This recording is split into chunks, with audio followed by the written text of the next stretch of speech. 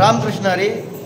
आज या ठिकाणी या गोंशेत गावामध्ये चालू असलेला अखंड हरिनाम सप्ताह 46व्या वर्षाचा असणारा हा सोहळा आणि याच्यातल्या 4थ्या दिवसाची कीर्तन सेवा अत्यंत प्रेमपूर्वक ग्रामस्थांनी माझ्याकडे सोपवली आणि ही सेवा करून घेण्याकरता पंचक्रोशीतील असणारी नामांकित भजनी मंडळी, मृदंगाचारी असतील, त्याचप्रमाणे गायनाचारी मंडळी उपस्थित असतील, या सगळ्या मंडळींचे या ठिकाणी मी आभार मानतो।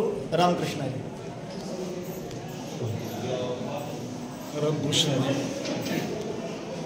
आज आपल्या गोंशेत गावामध्ये सालाबादप्रमाणे याही वर्षी अतिशय उत्कृष्ट असं आनंदाच्या वातावरणामध्ये या ठिकाणी अखंड हरिनाम सप्ताह संपन्न होतोय। आजची कीर्तन सेवा आमचे जवळचे स्नेही आदरणीय हरिभक्त परायण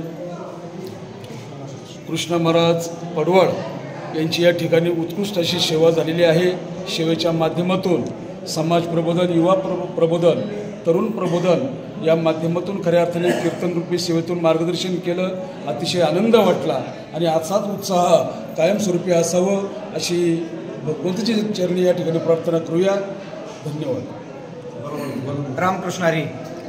मी गुलाब महाराज कुंभार आज श्री हरिभक्ती परायण कृष्ण महाराज पडवळ यांची गोंशेतमध्ये नामसप्ताहामध्ये 4थ्या दिवसाची कीर्तनरूपी सेवा होत असताना अतिशय उत्कृष्ट अशा प्रकारची कीर्तनरूपी सेवा संपन्न झालेली आहे।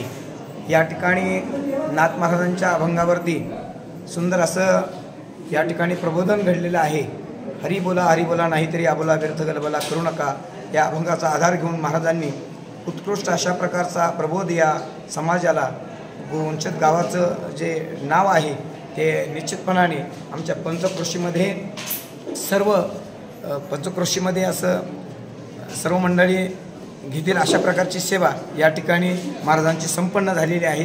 रामकृष्ण हरी। रामकृष्ण जय हरी। तरी कीर्तनाचे नि नटनाचे नासिले व्यवसाय प्रायचिताचे, हे नामच नाही पापाचे ऐसे केले। खऱ्या अर्थानं या गोंशेत गावामध्ये आळंदी पंढरपूर खऱ्या अर्थाने या ठिकाणी साकारलेलं आहे। हरिभक्त परायण कृष्ण महाराज पडवळ यांनी अतिशय सुंदर अशी कीर्तन सेवा केलेली आहे। याचं देही हाच डोळा भोगुमुक्तीचा सोहळा। खऱ्या अर्थानं मुक्ती काय असते ते कीर्तनाच्या माध्यमातून समजते। आणि मी परमेश्वराला एवढी विनंती केली, हे भगवंता, हे कार्य, हे धर्माचं कार्य, धर्माचे पालन करणे, पाखंड खंडन हेच करणे आम्हा काम, बीज वाढवावे नाम। खऱ्या अर्थानं हे कार्य उत्तराउत्तर हे जोपर्यंत चंद्र सूर्य आहे तोपर्यंत हे कार्य असं अजरामर राहो अशी ईश्वर त्यांनी प्रार्थना करतो।